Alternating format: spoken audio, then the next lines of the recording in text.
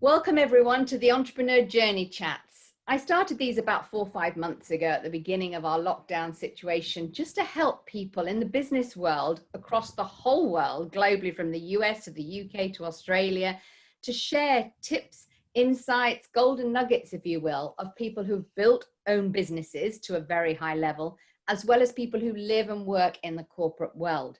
So I'm absolutely delighted and honored today to have Dave Ulrich from the USA. Hello.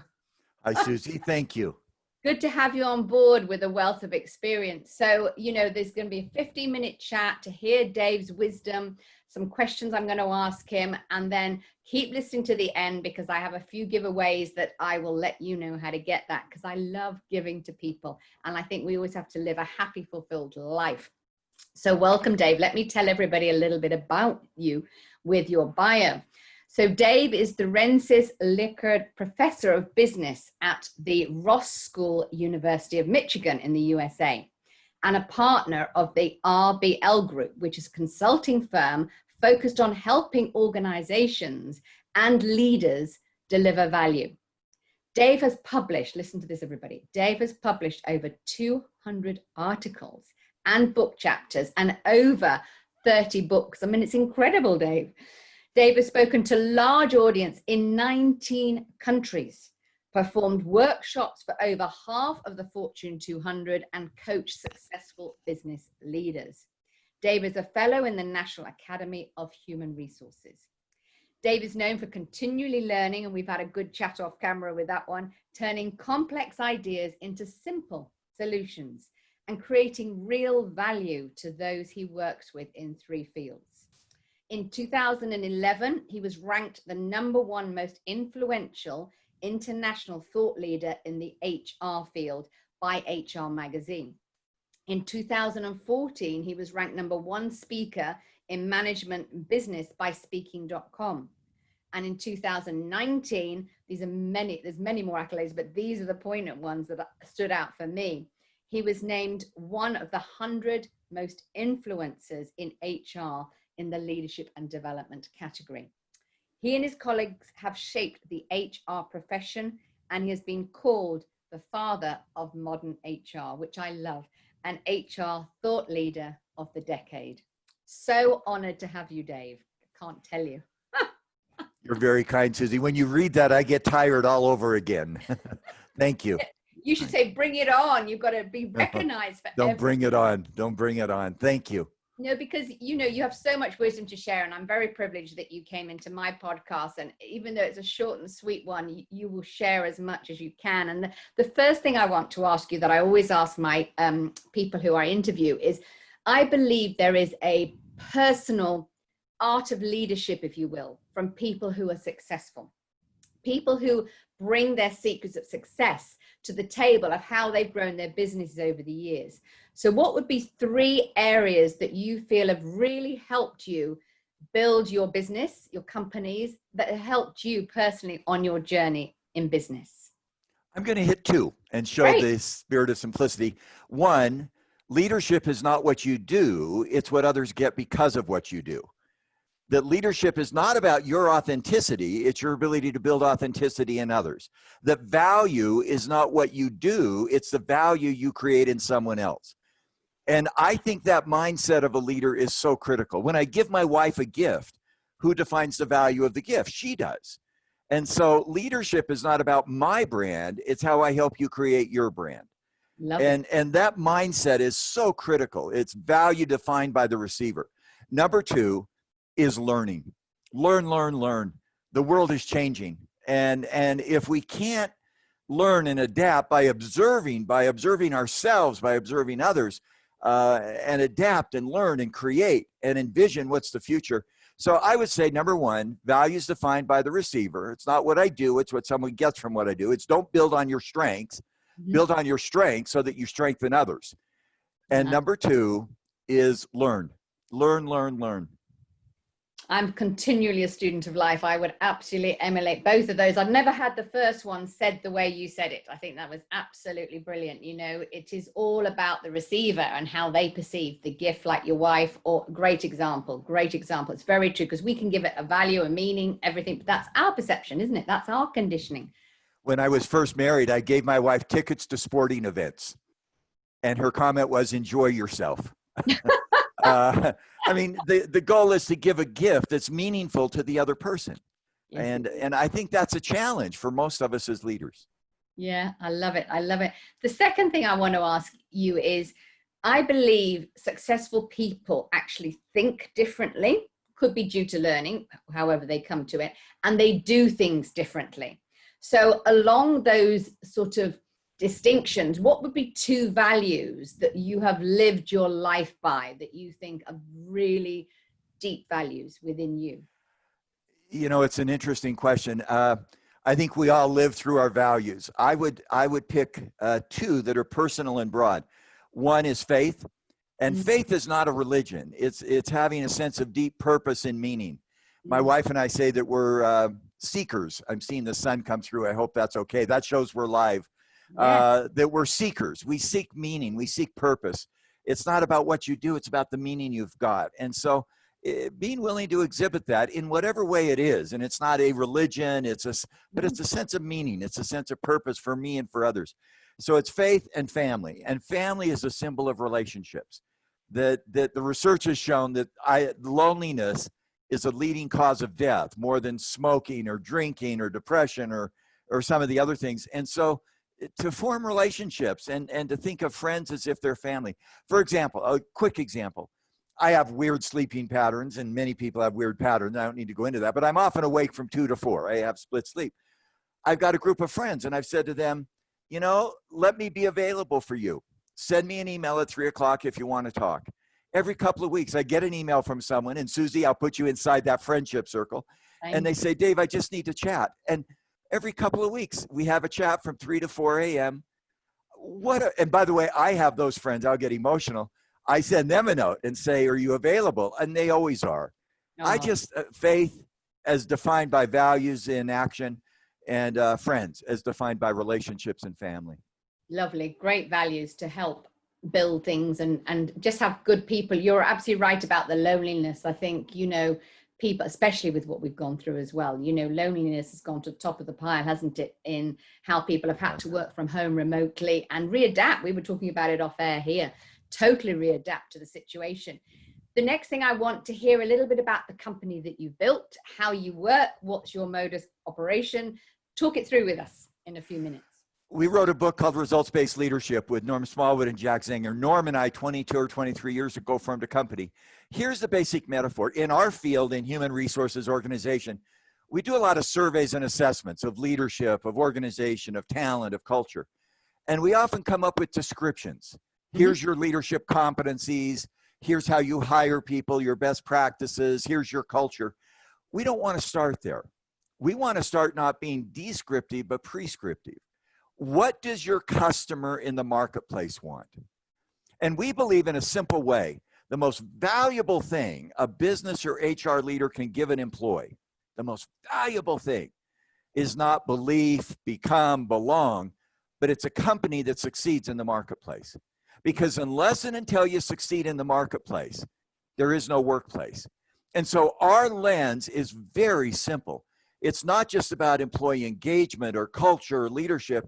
It's employee engagement, culture, leadership, HR, so that our customers have a better experience. That's that outside-in logic. So that our investors have more confidence, so that the communities where we live and work thrive. And so our entire focus is about what are those outcomes we hope to create. Nice. Very nice. Very nice. And that gives me a synopsis of your business. Yes. That's it. And how many years have you been working within this arena? I've been a professor for more years than you are old, which I shouldn't have said that. That came across. Not at all. But I've been a professor since 1982. And I've done this company with Norm Smallwood, Results-Based Leadership, the RBL Group, since, 1996. Oh my gosh, what you've seen and learned and grasped and given to others. Yeah. Incredible. Incredible. The other thing I always think, I believe, and you care about people, you wouldn't have done what you've done. I have a huge passion for people. That's why I do what I do. And I truly believe everybody has got greatness in them. You know, that's my belief, and I'm putting it out there. But some people have to work in so many different arenas. It's not just about strengths and weakness. It's about arenas that maybe stretch them out of their comfort zone or whatever. So through your journey of working with all the people that you said, what would be two areas that you feel, two arenas that people could master even better about themselves, about business? You know, I'm gonna cheat on your questions again. I'm gonna do 4 real quick because I played with this.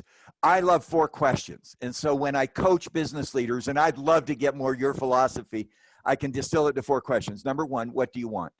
Mm-hmm. I think until you know what you want, others will define it for you. Your strengths, your passions, your interests, your values. True. Am I clear about what I want? Number 2, who do you serve? That's the value created for others. If you want something and don't serve, there's somebody that talks a lot, I'm a billionaire.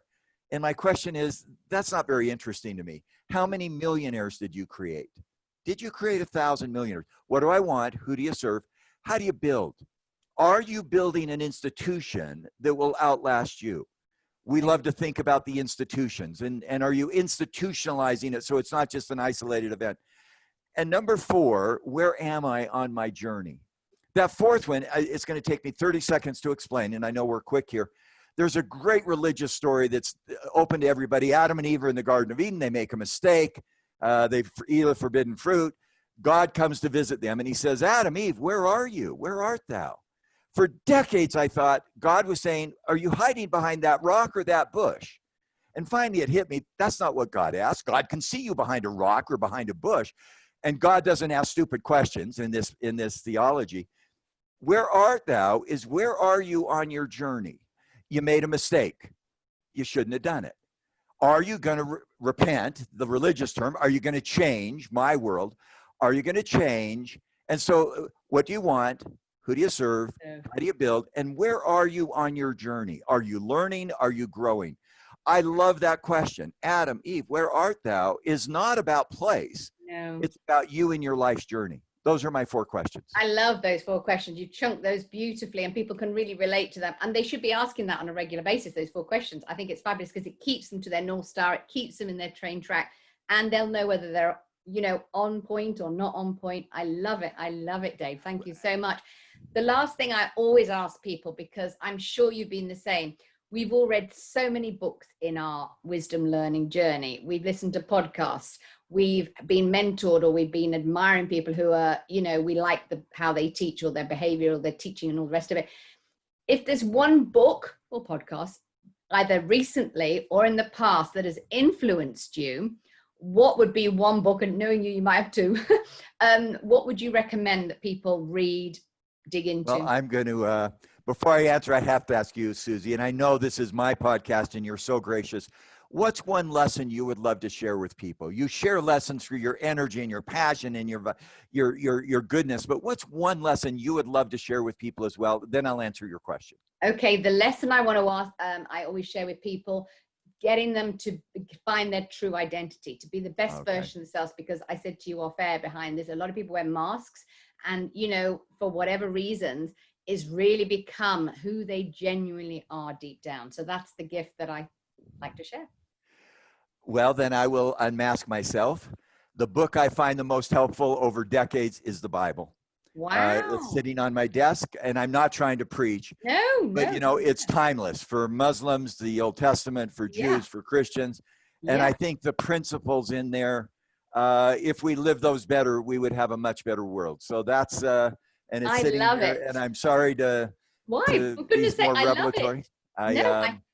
I enjoy reading principles that have profound truth. I've read a lot about the Bible as well from my Sunday school when I was like 8 or 9 or whatever. You're absolutely spot on. There are so many lessons in there, and you gave us a great metaphor with the Adam and Eve one that, you know, if people took the time out to read some of the scriptures, and there's been some great people that have adapted the scriptures. I'm just trying to think of, and I've read him, he's an American, and he does a lot of those small books with a lot of the scriptures in, and you'd know his name, and it just can't come to me at the moment. it doesn't matter, but you'd know his name. But my point is, the scripture's got so much to teach us. You know, whatever your religious background. Well, so does the Quran.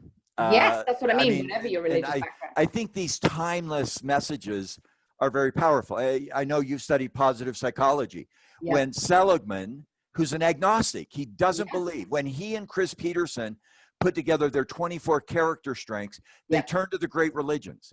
And they built their 24 character strengths out of Islam, out of Hindu, out of Buddhism, out of Christianity, out of Judaism and Christianity. And I think, I mean, and what's interesting about Marty Seligman is he's agnostic. He doesn't necessarily believe in a higher power, but he knows that those principles are stable and enduring.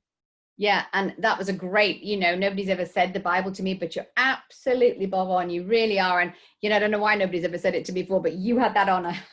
You had that honor, Dave, which is great. By the way, that doesn't mean I'm preachy. I hope that comes across. Of course it doesn't. But listen, everybody's got their own beliefs, and everybody has a right to their own beliefs, whatever we follow, you know, whether it's no religion, whether it's a religion, whether it's a, you know, all of the, I think in this day and age now, we're all a lot more open than our parents' generation to follow the conditioning that we all grew up in. You know, my cousins live in Arkansas, so they are very deep Baptist country. And when I went to see them for many, many years, I was taken to the churches there and everything. And it's very different from, I grew up in Malaysia in the Far East, so I had very different teachings there. So we come from a world now is so global, so international. And as we know, there are so many different beliefs and thinking and, you know, scriptures. I love it. I really love it. I mean, you and I could go pitch backwards and forwards and talk for ages. Unfortunately, we can't, but I am so grateful. We'll obviously put this in the LinkedIn post, but where can people get hold of you? Where's the main? LinkedIn is the best. I'm finding, I decided about 1.5 years ago, I'm a technology troglodyte, admitted. And so I got on LinkedIn and I've now got a few followers, and I'm finding LinkedIn delightful. I post every Tuesday, a new one, which is actually really hard. I'm not writing books as much right now. And I posted one this morning, in fact, every Tuesday. And I hope people will follow me on LinkedIn. Well, absolutely. Please, those that are listening on this, please, please, please follow Dave. He has so much wisdom and insights, you know, and there'll be loads that he shares, lots of articles and things like that. So thank you, Dave. Very, very grateful. And to those of you that want to find anything out about me, it's my website, susiemitchell.co.uk, Susie with the S-U-S-I-E. And every single month I give away either a copy of one of my books or one of my CDs or something like that. That sounds old, CDs, it's podcasts nowadays. But anyway, do go online, add to my mailing list, and then I pick a draw every month, as I say. But thank you, Dave, again, and everybody will look forward to seeing this when it's out. It's going to be in September. So I will let everybody know. Thanks very much indeed.